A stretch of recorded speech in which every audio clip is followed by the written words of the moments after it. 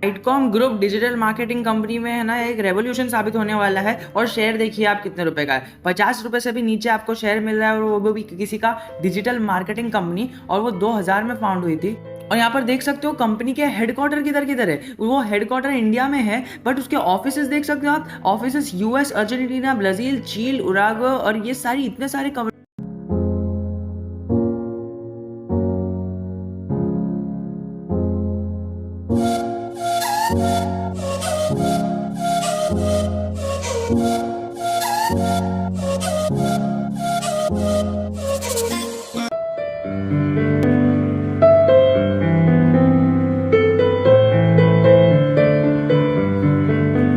में इसके ऑफिसेज है, और पोलैंड में भी है, और इसके जो रिस्पेक्टिव पार्टनर्स है ना, वो हर एक कंपनी के अंदर बैठे हुए हैं। 400 से ज़्यादा एम्प्लॉयज़ बैठे हैं, और इसका रेवेन्यू का turnover in total 2706 crore of Indian rupees है। बट अगर आप देखो ना, इसका नेट रेवेन्यू जो अभी मार्च 2021 में आया था, वो 700 करोड़ के आसपास आया था। देखिए इनका रेवेन्यू अभी 1000 करोड़ भी नहीं है, आप समझ सकते हो, 1000 करोड़। और कंपनी ने क्लेम किया है कि बाय 2025, अब क्या चल रहा है 2021, तो 2025 तक है ना ये अपना रेवेन्यू 10,000 करोड़ कर देंगे। अब आप समझ सकते हो ये 10% की ग्रोथ से 4 साल में 10,000 करोड़, इट्स नथिंग। तो 700 करोड़ से 10,000 करोड़ में जर्नी में भाई कई सारी रुकावटें आएगी, बट कंपनी वो सारी चीज़ों को कोप अप करने के लिए बहुत सारे इनिशिएटिव्स ले रही है। अगर आप यहाँ पर देखोगे ना कंपनी के फ्यूचर प्लान्स की, तो अभी लेटेस्ट कई सारी न्यूज़ेस आई थी, आपको पता है कि यहाँ पर ये फोरे को जो इन्होंने एक्वायर किया था डिजिटल ऑडियो स्पेस में, और यहाँ पर वो प्लान कर रहे हैं 10 से 15 मिलियन डॉलर का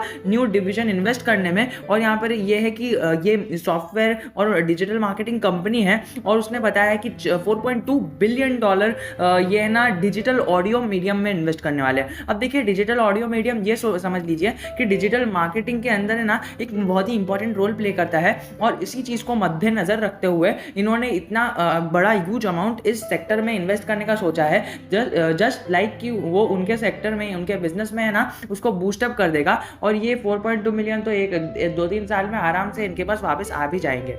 और ये इन्वेस्टमेंट कभी करने वाले हैं आप देख सकते हो, 1-1.5 साल के अंदर ही करने वाले हैं। उनके चेयरमैन और सीईओ दोनों ने बता दिया है कि 12 से 18 महीने, ज़्यादा से ज़्यादा 1.5 साल, यानी कम से कम 1 साल और ज़्यादा से ज़्यादा 1.5 साल के अंदर ये पूरा प्रोजेक्ट इन लोग के हाथ में आ जाएगा, और इनके डिजिटल मार्केटिंग की जर्नी और बढ़ जाएगी। इन्होंने बताया कि ये है ना 204 मिलियन डॉलर की, US डॉलर की है ना पूरा मतलब इंडस्ट्री है, और उसके अंदर से अगर इन्होंने इतने बल्क में इन्वेस्टमेंट कर दी ना 2.4 बिलियन डॉलर्स की, तो आप समझ सकते हो कि कितना अच्छा रेवेन्यू आ सकता है। वो खाली यूएस की, मतलब खाली है ना ये 204 मिलियन लिसनर्स खाली यूएस में है। अब आप समझ सकते हो कि इंडिया में कितने लिसनर्स होंगे, और बाकी पूरी कंट्री में कितने कान होंगे। जितने सारे पेट है उतने सारे कान है, जितने हेड है पर हेड 1 ईयर। तो वो समझ सकते हो आप कितनी बड़ी मार्केट है, और उस मार्केट को कैप्चर करने के लिए 2.5 मिलियन भी नहीं, बिलियन डॉलर्स इन्होंने इन्वेस्ट किए हैं। और वो नियरली 50% ऑफ मिलेनियल्स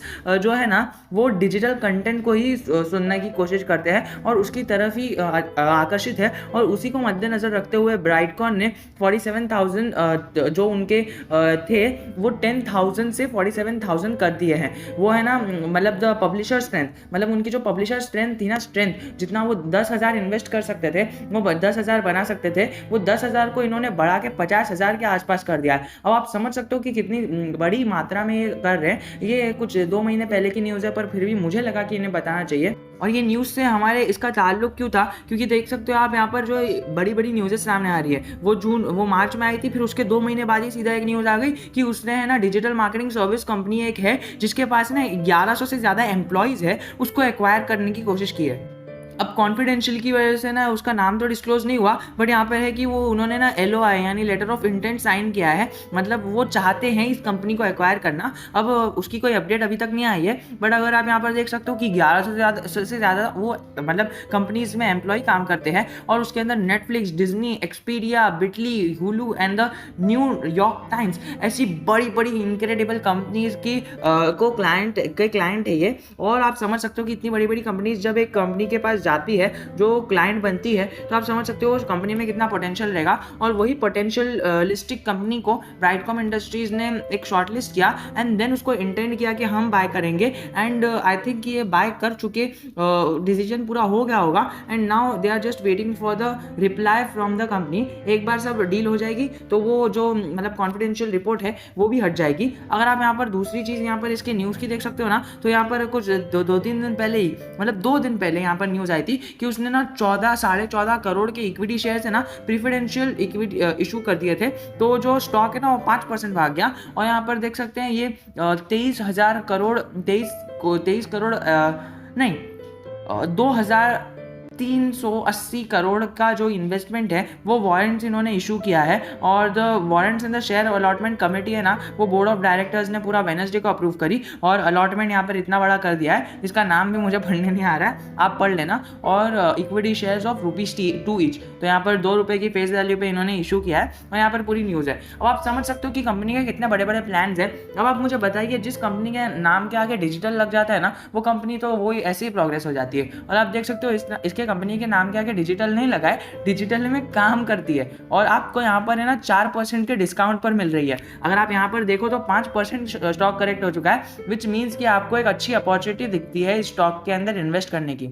अगर आप स्टॉक के प्राइस की बात करो तो उन्होंने ना पिछले ट्रेडिंग सेशन में यहाँ पर कुछ 5% की गिरावट के साथ ₹45 के आसपास की क्लोजिंग दी। और अगर 5 दिन का चार्ट पैटर्न देखो तो 10% स्टॉक करेक्ट हो चुका है, जो हमें एक अपॉर्चुनिटी देता है कि अगर हमने इस टाइम पर ये स्टॉक को थोड़े बाय ऑन डिप्स कर दिया ना, तो हमें लॉन्ग टर्म इन्वेस्टमेंट में ये बहुत ही अच्छा रिटर्न साबित होगा। ये देखिए अचानक से ये स्टॉक भाग गया ओनली बिकॉज ये देखिए यहाँ पर कितना कंसोलिडेट किया इसने, मतलब स्टॉक इन्वेस्टर्स को एक थका के रख दिया कंसोलिडेट कर करके। बट उसने कहा था कि जो इस मेरे साथ बनेगा मैं उसी को रिटर्न्स दूंगा, जो मुझे छोड़ के चले जाएगा मैं उसको जरा भी रिटर्न्स नहीं देने वाला। और उसने वही अपना काम निभाया है। यहाँ पर उसने पहले यहाँ पर अपने स्टॉक इन्वेस्टर्स का एग्जाम लिया कि कौन यहाँ पर बैठ सकता है, कौन पेशेंस के साथ होल्ड कर सकता है, और उसके बाद जो रिटर्न्स दिया है मैसिव रिटर्न्स, जो इसके साथ मतलब एक वफादारी की तरह लॉयल थे ना कस्टमर्स, मतलब जो इन्वेस्टर्स। देखिए ऐसे तो ये नॉर्मली है ना, इसने 100% का रिटर्न्स दे ही दिया है। ये जो लेटा हुआ था ना यहाँ पर स्टॉक अपने इसके अंदर, इसमें 100% दे दिया है। तो आप इसको पकड़ सकते हो कितना % रिटर्न होगा।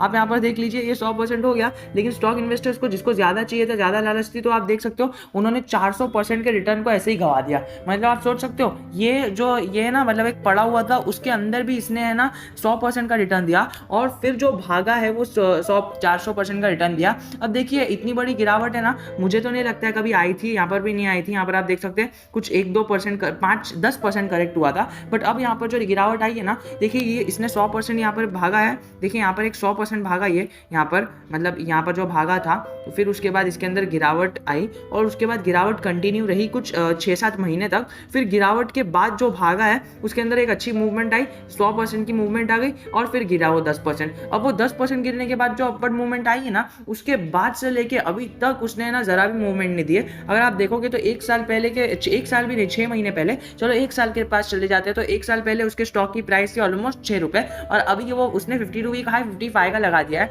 अगर आप अभी भी बाय करते हो 45 के लेवल पर और 55 का वेट करते हो, तो 20% रिटर्न्स आपके कहीं नहीं गए। यानी 20% रिटर्न्स आपको तो खाली 52 वीक हाई के टच करने के बाद नीचे आ जाता है, तब आपको मिल जाएगा। तो आप समझ सकते हो इस स्टॉक की प्राइस जो है ना आने वाले सालों में ना बहुत ऊपर बताई जा रही है, और मेरे हिसाब से ये स्टॉक है ना 4 डिजिट में तो आना ही चाहिए। सबसे पहला टारगेट रहेगा इसका, टारगेट रहेगा 3 डिजिट में आना। एक बार 3 डिजिट में आ गया तो फिर ये हल्की हल्की अपनी मूवमेंट देगा, और मुझे जब तक ये 4 डिजिट में नहीं दिखेगा मैं इस स्टॉक को अपने पोर्टफोलियो से नहीं निकालने वाला हूँ, because of the business model and because of the expansion they are doing. अगर हम फिनस्टार की बात करें जो यहाँ पर ये देते हैं, इसके हिसाब से 3 स्टार मिले हैं, और वो 3 स्टार क्यों है वो भी आप देख सकते हो। मिड कैप क्वालिटी का स्टॉक है। अगर आप इसके ओनरशिप की बात करो तो ओनरशिप में 2 स्टार मिले हैं, वैल्यूएशन पे तो 4.5 स्टार मिले हो। मतलब आप देख सकते हो कि कंपनी के स्टॉक जो अट्रैक्टिव वैल्यूएशन पर मिल रहा है, इसीलिए तो आपको यहाँ पर मैंने लाया है, ओनली बिकॉज ये इतना सस्ता मिल रहा है ना। आप समझ सकते हो कि आने वाला फ्यूचर क्या है, इलेक्ट्रिक व्हीकल्स ना,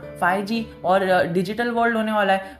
अभी 100 साल पहले किसने सोचा था कि यहाँ पर हम प्लेन्स में उड़ेंगे, लेकिन अभी वो हम उड़ रहे हैं ना। तो वैसे ही अभी 10 से 15 साल में इतनी प्रोग्रेस हो जाएगी कि आप जो अभी बैठ के जो कर रहे हो ना, उससे ज़्यादा आपको एक मतलब अच्छी अपॉर्चुनिटी मिलेगी। और हम लोग वैसे भी कोरोना वायरस की वजह से 4 साल आगे पहुंच गए हैं। डिजिटल वर्ल्ड में हम 4 साल आगे पहुंच गए हैं। देखिए एफिशिएंसी इसकी कम है ओनली बिकॉज ये स्टॉक अभी कम प्राइस पर ट्रेड कर रहा है, यानी अभी अभी थोड़ा इसने अपनी मूवमेंट लेना चालू किया है। जैसे जैसे ये आगे बढ़ते जाएगा एफिशिएंसी बढ़ती जाएगी। आपने सुना होगा कि स्टार्टिंग डे 1 से है ना कोई एफिशिएंट नहीं रहता है, बट जब उसकी वैल्यू बढ़ने लगती है, इतना डिजिटल मार्केटिंग का क्रेज 2000 में नहीं था, पर फिर भी इसने अपनी जो है इज्जत है वो बचा के रखी और 2021 तक ये आ गया है, तो वो आगे भी ट्रैवल कर लेगा। जब क्रेज नहीं था और तभी इसने अपनी वैल्यूएशन को बरकरार रखा और अपनी वैल्यू पे बढ़ा रहा, तो आप समझ सकते हो कि आगे जाके डिजिटल मार्केटिंग और डिजिटल वर्ल्ड का कितना क्रेज होने वाला है, सॉफ्टवेयर का कितना क्रेज होने वाला है, आईटी सेक्टर कितना बूम पे चलने वाला है। तो आप समझ सकते हो उस टाइम पे अगर आप इसने इस स्टॉक को पकड़ लिया और आपने कम से कम 500 रुपए लगा दिए, यानी 10 शेयर ले लिए, तो अगर ये 100 पे 1000 पे चले जाता है ना, यानी 4 डिजिट पे 10 साल के बाद, तो आपके ये 100 रुपए को जो 100 शेयर है, यहाँ पर कितने शेयर लिए हमने, 10 शेयर लिए 500 रुपये लगाकर, तो हमारे पास यहाँ पर आराम से आ जाएंगे 10,000 रुपये। और अगर आपने इसके अंदर अपना 100 शेयर ले लिया, यानी आपने 5,000 की इन्वेस्टमेंट कर दी, तो आपको यहाँ पर कहीं ना कहीं 1 लाख का इन्वेस्टमेंट मिल जाने वाला है। और अगर आप समझ सकते हो, आपने अगर यहाँ पर 5,000 की इन्वेस्टमेंट कर दी, तो आप समझ सकते हो कि कितना बड़ा इसके अंदर आपको प्रॉफिट हो जाएगा। तो आपको यही देखना है कि अगर आपने यहाँ पर 500 की इन्वेस्टमेंट करी, तो यहाँ पर आपको आराम से 1000 × 10 मिल जाएगा, यानी 10,000। 5,000 की इन्वेस्टमेंट करी 1 लाख हो जाएगा, और 50,000 की इन्वेस्टमेंट करी तो 1 करोड़ कहीं ना कहीं आपके पास 10 साल के बाद बन जाने वाले हैं। लेकिन मैं यहाँ पर आपको कहीं नहीं कह रहा हूँ कि 50,000 की कल ही कल या फिर 5 लाख का इन्वेस्टमेंट इसके अंदर करो तो 10 करोड़ मिल जाएगा एंड देन हम फाइनेंशियली फ्री हो जाएंगे 10 साल बाद। बट मैं ऐसा कुछ नहीं कह रहा हूँ। अगर आप इसकी बुक वैल्यू देखो तो 9 रुपये पर चल रही है, बट फिर भी अगर आप देखोगे ना, मिड कैप क्वालिटी का स्टॉक है और उसके अंदर रिस्क तो बना ही रहता है, कभी भी नीचे चल जाएगा। और अभी तो मैंने आपको पॉजिटिव की बात करी, नेगेटिव की बात करेंगे तो यहाँ पर डेट है, लेकिन ये भी पॉजिटिव सिग्नल है बिकॉज ये डेट अपनी कम किया जा रहा है। जो नेगेटिव है ना, वो नेगेटिव सिर्फ एक ही है, जो इस स्टॉक में मुझे है ना बार बार अपडेट देने के लिए मजबूर करते रहता है और बार बार इसके अंदर कुछ ना कुछ इसके अंदर प्रॉब्लम आने की मतलब संभावना रहती है। ओनली बिकॉज जो प्रमोटर की होल्डिंग है वो लो तो है, बट प्रमोटर की होल्डिंग है ना, इन्होंने डिक्रीज भी करी है। और डिक्रीज करने के साथ साथ ये तो छोड़ ही दीजिए, आप प्रमोटर्स की होल्डिंग यहाँ पर हमें प्लेस्ड भी दिख रही है।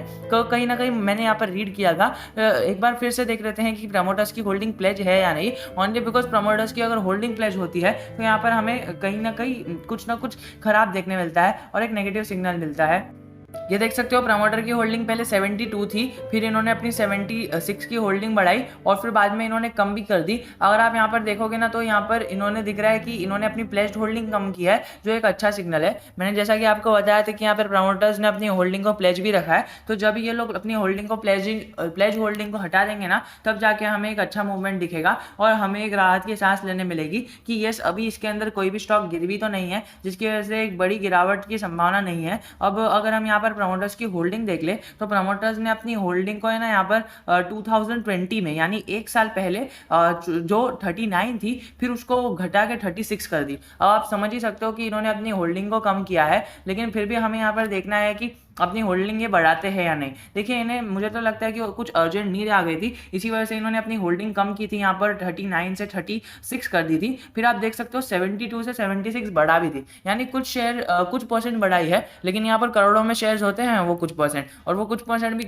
कई सारे लोगों के पास आता है। तो आप यहाँ पर देख सकते हो, यहाँ पर इधर पब्लिक में अगर आप देखोगे ना, तो इसके पास कितने शेयर्स है। अगर आप यहाँ पर देखोगे, यहाँ पर सबसे कम शेयर्स अगर हम देखें तो यहाँ पर किसके है, 1% की अगर आप होल्डिंग देखते हो तो गीता पथेजा के पास है, और ये गीता पथेजा 1% की आप होल्डिंग के पास बैठी है। और अगर आप देख सकते हो कि 1% भी कितना मायने रखता है, तो हम यहाँ पर जब जैसा कि हमने यहाँ पर अनुमान लगाया कि ये कितनी की होल्डिंग है, 0.0 की होल्डिंग है, लेकिन फिर भी हमें उसको है ना कहीं मतलब लेके चलना है, उसको ऐसा नज़रअंदाज नहीं करना है, बिकॉज यहाँ पर वो शेयर्स भी इनके लिए मायने रखते हैं और अपने प्रमोटर और अपने शेयर होल्डर के लिए मायने रखते हैं। ओनली बिकॉज वो एक ट्रस्ट क्रिएट करता है कि यस, हमें पैसे की ज़रूरत थी, तो इसीलिए हमने प्रमोटर की मतलब होल्डिंग जो है उसको कम कर दिया था, लेकिन फिर ग्रेजुअली हमने होल्डिंग को बढ़ा दिया। तो आशा करता हूँ इसके साथ वीडियो खत्म करता हूँ। आशा करता हूँ वीडियो को आपको पसंद आया होगा। जय हिंद, जय Bharat. I am always a comment away from you.